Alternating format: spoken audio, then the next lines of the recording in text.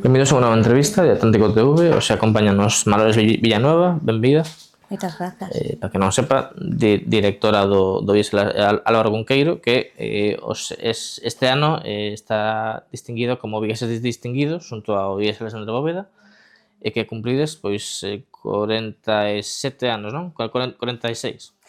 Pois sí, facemos os 50 no ano 29, non? O curso 79-80 foi o primeiro curso para o Coia 4 naquel momento e polo tanto a nos ainda nos queda un pouquiño para ese medio século, pero moi contentos de compartir este premio xunto ao noso compañeiro, non? De barrio, que o Alexandre Bóveda, o Coia 2. Como sentou esta distinción, este premio na comunidade educativa? Pois era inagardado porque efectivamente sabíamos, non, que cando se cumplen os 50 anos normalmente o pleno ten a ben, non, distinguir os centros cos vigueses distinguidos, pero a nos non nos tocaba, polo tanto foi algo inesperado e que recibimos con moita alegría, con moito agradecemento e tamén con moita responsabilidade, lóxicamente, porque nos fai, os premios fannos tamén estar aí postos e, polo tanto, observados e que queiramos ser mellores, claro. É un centro con moita historia, non? A pesar de non ter aínda o medio século.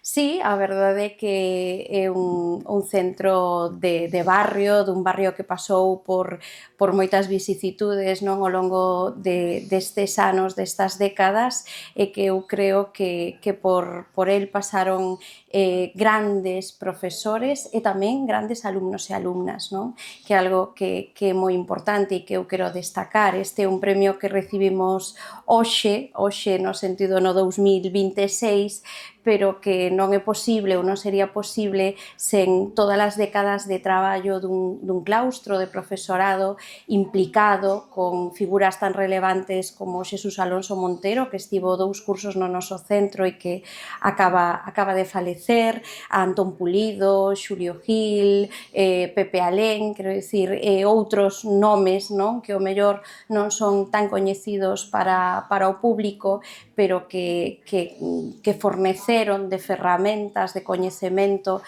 os vigueses de agora, non? A todo ese barrio de Coia que foi transformándose, eu creo que foi a mellor e que seguimos niso na actualidade, non? Facendo educación pública, ensino público, que eu creo que é moi importante nun barrio da cidade para construir o presente e o futuro. E como de unida está a comunidade educativa dese instituto? Pois eu creo que somos un instituto no que se respira ben, que hai moito compañeirismo, que todos vogamos na mesma dirección, que é moi importante nun centro.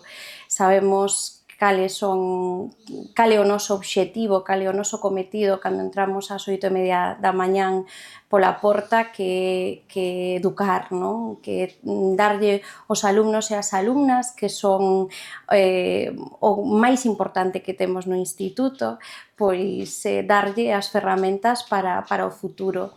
E eu creo que como traballamos así, con ese espírito, conxuntamente, pois o centro funciona moi ben e síntome moi orgullosa como directora, non, de poder dicir isto, e tamén eu creo que os alumnos. A verdade é que comentaba outro día, non hai semana que non haxa alumnos e alumnas que xa marcharon, que están estudando unha carreira, que están facendo as prácticas, que non hai semana que non nos visiten alguén.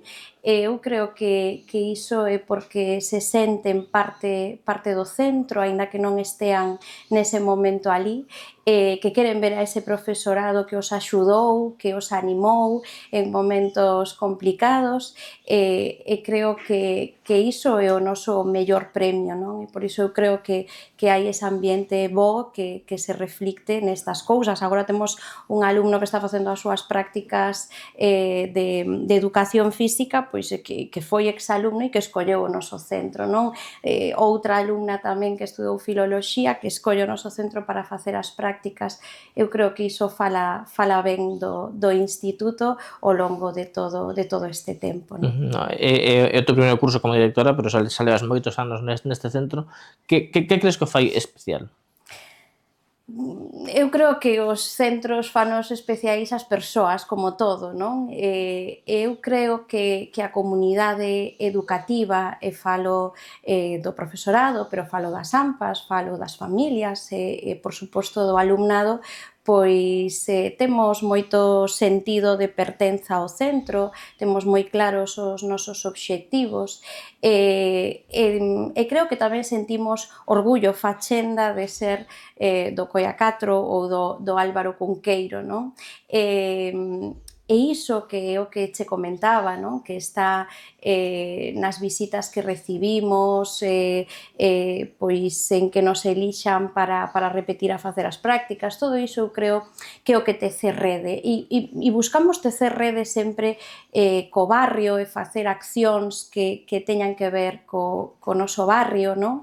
E eu creo que esa unión que se foi establecendo ao longo de todas estas décadas, non só neste actual claustro, senón en todos os anteriores, pois é o que o fai especial. Eu sempre que atopo a Antón Pulido, sempre me di ti sabes que eu fun profesor no Coia 4, no Álvaro Cunqueiro, non? O mesmo que dicía Alonso Montero ou outra moita xente. Dicir, eles pasaron por moitos lugares, por moitos centros, pero sentían orgullo de ter sido profesores, mestres no Álvaro Cunqueiro.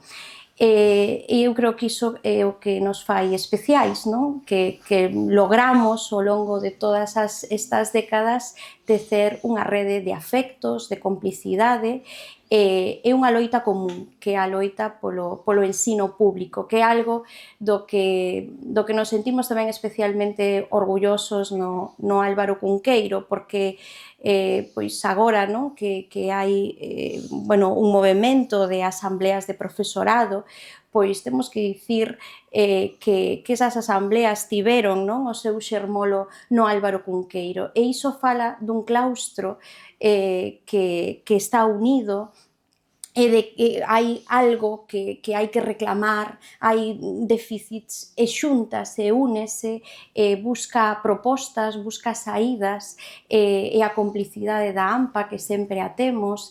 Eu creo que o Álvaro Cunqueiro é capaz e foi quen de tecer rede e para min iso é o que nos fai especiais, seguramente tamén a calquera outro instituto, pero neste, desde logo, iso funciona.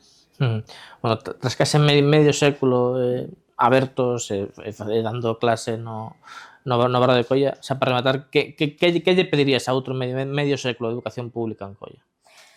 Pois eu pediríalle máis recursos á educación pública, loxicamente, non? É certo que somos un barrio pois moi poboado e, polo tanto, as nosas clases están no límite de ratio e iso obriganos pois a facer un traballo nunhas situacións que eu creo que son moi mellorables, non?